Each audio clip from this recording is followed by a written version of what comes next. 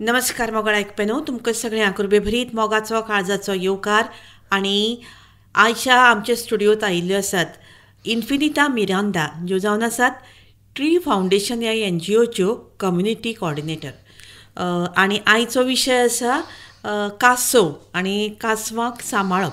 खरें न्ही? हय मॅम. हय. म्हाका सांगात इन्फिनिटा बाय, एक कासव हे आमकां सांबाळपाची कित्याक गरज आसा? तर जेन्ना आमी कासवाचे उलयतात, कासव दर्यांत आसतात आनी जेन्ना ह्या दिसांनी आमी पळयल्या जाल्यार तांची संख्या देंवत आसा. सो कासव आमचे दर्या शुद्ध दवरता आनी तशेंच जायते नुस्तीं बीन आसात ते कासव तांकां एक मैदान तयार करता जे आनी नुस्तें जातलें, तांचो संख्या बीन वाडयतलो. सो हाका लागून कासवाची आमकां गरज. सो कासव आमकां आमचे दर्या नितळ दवरता म्हणटरी तांकांय सांबाळपाचो आमचो कायदो जावन आसा. अच्छा, म्हणटकूच आतां हे कासव सांबाळप हातूंतल्यान खुबशे आमकां फायदो जाता. म्हणजे कितें, आमची नुस्तीं नवीं तयार जावपाक मदत जाता, उदक जर तर खडूळ जालां जाल्यार तें निवळ जाता आनी तो जनरली सगळे उदकान तशेंच भायल्या वातावरणानूय एक पोल्युशन कुशीक करता आनी शुद्ध करता.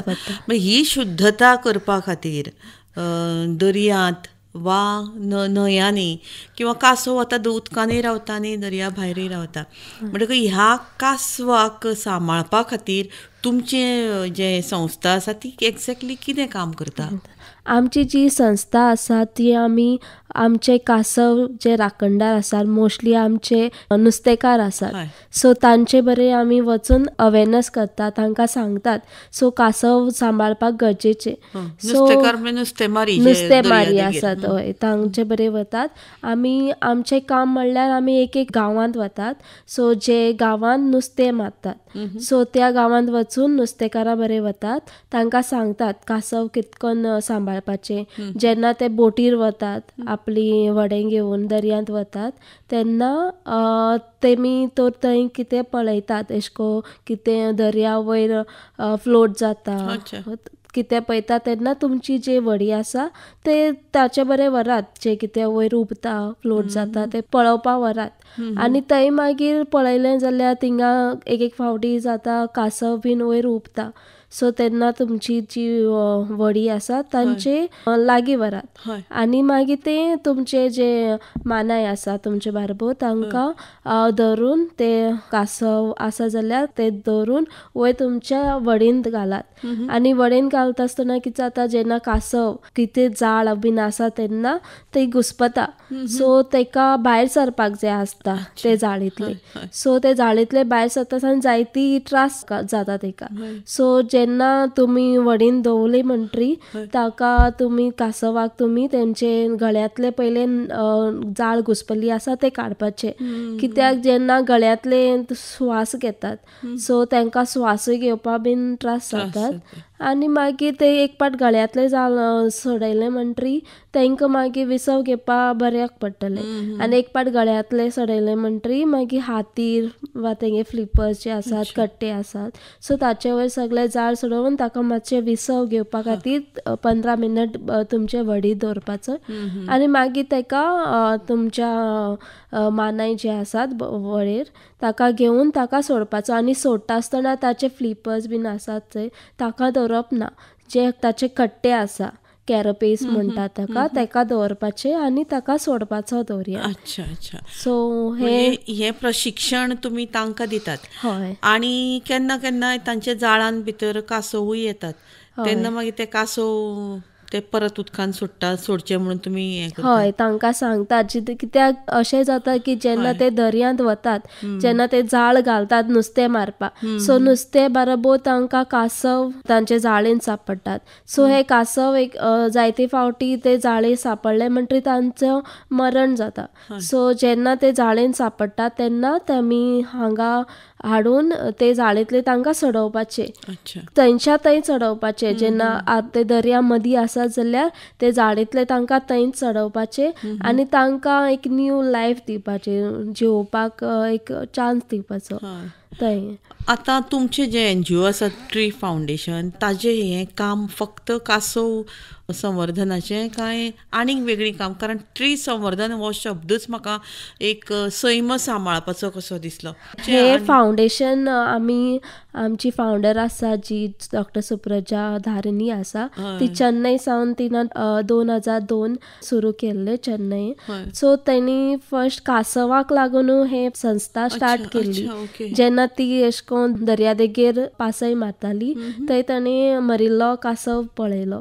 सो थंय सावन ताका ते कासवाची काकलूट दिसली आनी तेणी एक चिंतलें की आपूण एक फावंडेशन NGO सुरू करतली. आतां हें तुमचें NGO जें आसा तें प्रोफेशनल लेवलचेर काय ताजो उद्देश फक्त समाज कार्य करपाचो? ते समाज कार्याक लागून, कित्याक आमी हें संवर्धन जें करतात तें आख्या टर्टलाक लागून करतात. आनी टर्टला भायर जावं आमी चेन्नई तिमी मॅनग्रूव जे आसा ते रिस्टोरेशनूय बीन स्टार्ट केल्लें आसा. आतां गोंयांत हें फावंडेशन आमी हालींच सुरू केलां, 1 वर्स पासून जावंक ना. सो आमी आतां बिगिनींग इनिशियल स्टेजीर आसात. सो जेन्ना आमी आमचें पयलेंच पावल मारलां, सो आमी आतां आमचें अवेरनस करतात. बेजिकली सगल्यांक कळयतात हें फावंडेशन आहा हें सांगतात. आनी मागीर जेन्ना आमी मुखार वतलीं, सो मागीर आमी टर्टल जेन्ना आमी अवेरनसूय केला, मागीर आमी नेस्टिंगूय पळयतलीं. सो नेस्टिंगा फाटल्यान मागीर आमी मॅनग्रूव रिस्टोरेशन हांगा गोंयांतूय बीन स्टार्ट करतलीं. सांगपाचें म्हळ्यार समाजीक संवर्धना खातीर, कन्जर्वेशना खातीर हें फावंडेशन आमी चलयतात. आनी तशेंच आमचे जे फिशरमॅन ते गरीब आसतात थोडे, सो थोडे तेंचे दिसपट्टा गिरात जावपाक तांकां थोडे प्रदर्शनां दितात, इन्सेंटिव्स दितात. सो जे नेट जे आसता, वेस्ट नेट आसता, जे नेट टर्टल बीन घुसपतात, जे वेस्ट नेट आसता ते आमी हाडटात, तांचे कडल्यान घेतात आनी तांकां ते नेटाचे केजी प्रमाणे तांकां पयशे दितात. हो नेट तुमी कसो कित्याक वापरतात? आमी ते मागीर रिसायकल करतात. जे नेट आमी कलेक्ट करतात ते दर्यान परतून वचपा नाका म्हूण ते आमी कलेक्ट करतात. ते वेस्ट, कित्याक इफ ते नेट परतून दर्यान गेले जाल्यार दुसरे जे जनावर आसा ते घुसपतले आनी मरतले. सो जे नेट आसा ते आमी नुस्तेमारी जे आसा तांचे कडल्यान आमी घेतात आनी मागीर ते रिसायकल करून दितात. आनी हेजे कडल्यान तांकां थोडे प्रदर्शनां दितात, इन्सेंटिव्सूय बीन दितात तांकां. कासव जो आसा तो आमी घरांतल्या बांयतूय सोडटात, तें बांयतलें उदक नितळ करता. आतां ह्या कासवाच्यो वेगळ्यो वेगळ्यो जाती आसात, कशें कितें तुमकां काय कितें खबर आसता? हय, हांगा गोंयांत चडशे 2 भाशेचे जाती आसात. एक ऑलिव्ह रिडली टर्टल आनी एक ग्रीन टर्टल म्हणून आसा. सो हे 2 टर्टल जे आसात ते हांगासर आसात. पूण तांचें काम सगळे कासव नितळ करपी काय वेगळे वेगळे तरेन तांचे वावर आसा? बेजिकली कासव सगळे नितळ करतात आनी थोडे जे आसात जे मायग्रेटूय बीन जातात. सो मायग्रेट वरून नेस्टिंग करतात. सो तेंचे थोडे कासव आहा ते फिशाक एक ग्राउंड मैदान तयार करतात, जे दुसरे फिश जावपाक, संख्या वाडपाक. सो सगळे कासवां जे आसा ते शुद्ध करतात दर्या.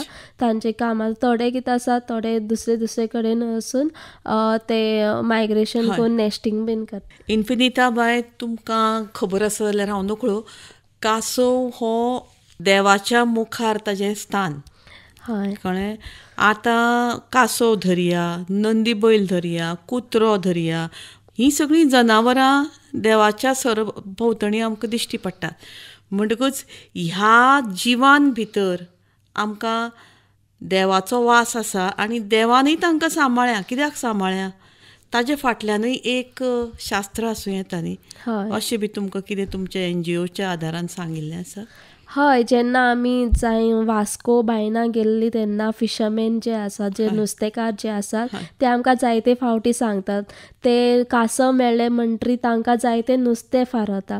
सो ते कासवाक एक गूड लक म्हणून मानतात.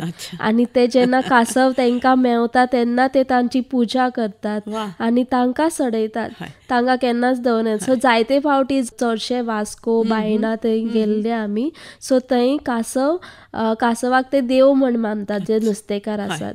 आनी हांवें सांगलां ते भाशेन ते तेका गूड लक मानतात आनी ते म्हणटात की तांकां जायते नुस्तें बीन मेवता म्हण ते दिसा जेन्ना ते सोडटा.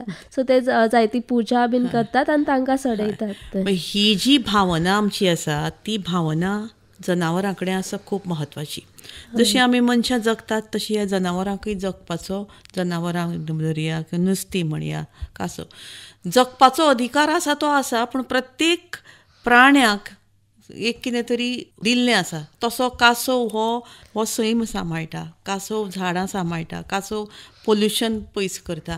म्हणटकूच अशे तरेचो हो सुंदर प्राणी कासव हो सदांच सुसेगाद आनी थंडसाणेन वचून सुद्दां तो जिखता.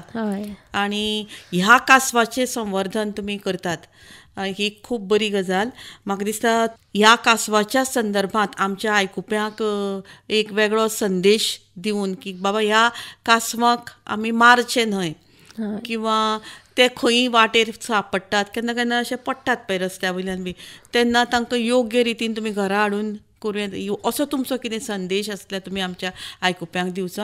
ओके, सो सांगपाचें म्हणल्यार जेन्ना आमी दुसऱ्या दुसऱ्या गांवांत वतात, आमी नॉर्थांत गेले तेन्ना कासवाक लागून जायते नुस्तेकार बेजार जाल्ले कित्याक ते तेंचे झाड खातात म्हणून. सो हांव इतलेंच सांगता नुस्तेकार भाव जे आसात जी कासव जावन ते दर्यांतूच तांचें जिवीत, सो तांकां राखपाक आमचो कायदो.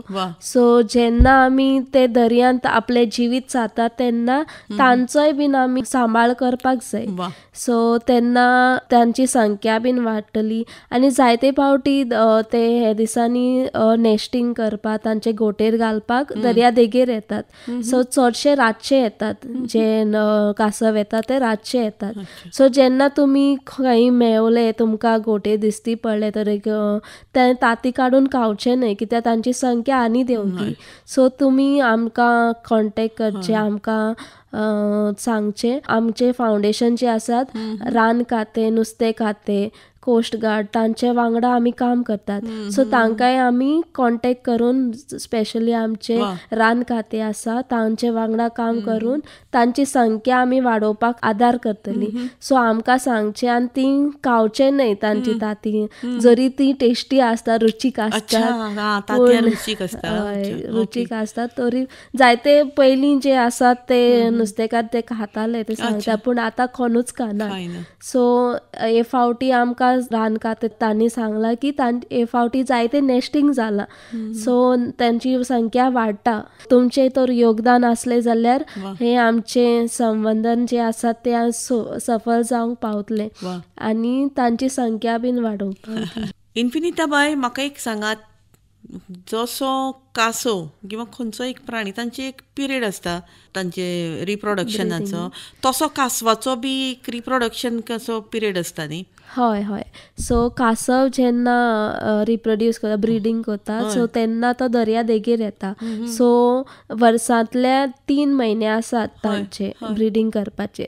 सो ते पयलीं नोव्हेंबरान स्टार्ट जातले, हे फावटी डिसेंबर स्टार्ट जाला, डिसेंबरान सुरू जाला. सो डिसेंबर, जानेवारी, फेब्रुवारी, सो मार्च तितले वचना, पूण फेब्रुवारी चड जाता आनी मार्च हे तांचे ब्रिडींग सीजन आसता.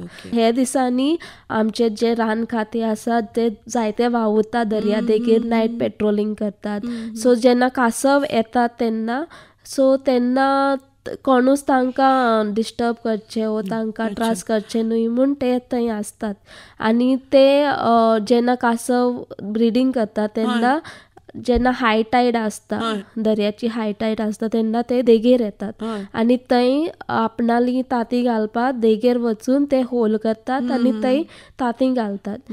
सो एक फावटी एक ब्रिडींग सिजना ते एक कासव 67-120 अशे ताती घालतात आनी मागीर तांचो हॅच जावपाचो पिरियड 45 days आसता. सो जे फॉरेस्ट डिपार्टमेंट आसता आमचे ते मार्क करतात केन्ना कासव येवन ताती घातला ते आनी एक हॅचरी तयार करतात, तेंचे नेट घालतात आनी मागीर 45 daysन तेंचे मागीर हॅचलिंग ते मॉनिटर करतात. ते पूण ते तातयांक ऊब बी तशें कितें आसता तांचे दिवपाचें? ती ऊब आपणी ते रेंवेंतल्यान मेवता तेंकां आनी जेन्ना ताती कासव ताती कशें घालता तेन्ना ते एक लिक्वीड आसता, सो ते लिक्वीड ते थंय घालतात, ताती घालता तेचे वयर, ते लिक्वीड तेची फर्टिलायझेशनाक कशींशीं आसता ती तांतयां? म्हणजे आतां समजा कोणी पासय मारपाक गेलो हय. ताका दिश्टी पडलें ताणें ताती काडली जी वेली अशें आसता जावपा ती जायना न्ही? धाकटो वायट कलर टेनीस बॉला भाशेन बारके ते धाकटे आमी ल्हान खेळटात आसता. ल्हान अच्छा, आसतात. अच्छा. तांतयांकूय मेडिसिनल व्हॅल्यू आसता अशें शास्त्र सांगता.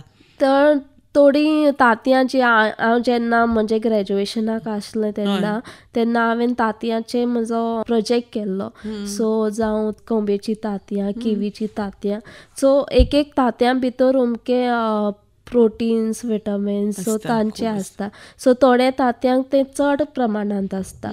सो हेजे भितर जेन्ना म्हाका तर संदी मेळ्ळ्यार हांवें एक रिसर्च करून ते तांतयांचे जे न्युट्रिशनल व्हॅल्यू आसता, न्युट्रिशनल पोशीक आमच्या बऱ्याक जिवाक पडटले तशे ते आमी करपाक शकता. वा. इन्फिनिता बाय, तुमच्या धर्मान आमकां खुबश्यो गजाली कळ्यो आनी कासव वो ह्या संवसारान, ह्या सैमान भितर किंवा सृश्टीन कितलो म्हत्वाचो प्राणी आनी ताजो आमी मनशांनी खूब सांबाळ करपाची गरज आसा. तो रुचीक आसूं किंवा तो दिसपाक कसोय आसूं, पुणून तो इतलो म्हत्वाचो प्राणी आनी म्हणूनच तो ताजें स्थान एक वेगळ्या जाग्यार दवरलां. तेन्ना तुमी मुद्दाम वेळ काडून स्टुडियोंत आयलीं आनी आमकां वेगळीच माहिती दिली आनी कासव सांबाळप प्रत्येकान हें तुमी आमकां सांगलें. मना काळजांतल्यान देव बरें करूं. तुमकांय देव बरें करूं. म्हाका ही संदी दिली देखून हांगासर येवन, आनी जो आमचो संदेश जो आसा सगल्यांक पावपाक आमकां एक ऑपॉर्च्युनिटी मेळ्ळी हांगा येवन. सो तुमकांय बीन आमी काळजांतान देव बरें करूं म्हणटा. दिनवास. थँक्यू.